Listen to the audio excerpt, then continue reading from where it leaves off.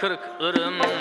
Geplaring düzüm düzüm, marka bilekleringni yürüp kamaştı yüzüm. Saçlarına kırk ırım.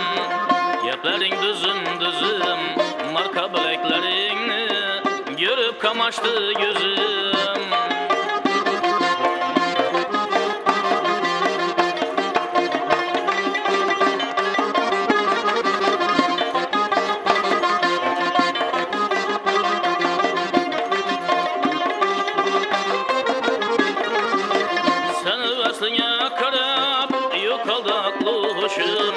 Sen vesliye karab yokaldı akluşum. Canım beni kıynama, yarın bulayın özüm. Canım beni kıynama, yarın bulayın özüm. Saçlarına kırk ırım, geplerin düzüm düzüm. Marka bileklerini görüp kamaştı yüzüm. Saçlarına kırk ırım, geplerin düzüm düzüm. Marka bileklerini görüp kamaştı yüzüm.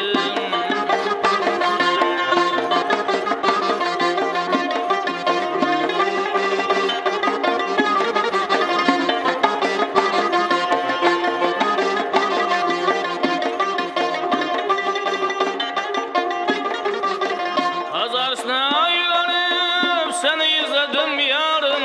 Hazarsına aylanıp seni izledim yarım. Bana karab gülersen, sevgim size seni yarım. Bana karab gülersen, sevgim size seni yarım. Saçlarına kırk ırım, geplerin düzüm düzüm. Marka bileklerini görüp kamaştı gözüm. Saçlarına kırk ırım, geplerin düzüm düzüm. Marka bileklerini görüp kamaştı gözüm. Marka bileklerini görüp kamaştı gözüm. Katta rahmat. Azizlar, bizga ertalabda mana shunday ajoyib ijroni taqdim qilgan hazorastlik xonanda Shohrux O'rinov bo'ldilar. Katta rahmat ajoyib ijro uchun va dastur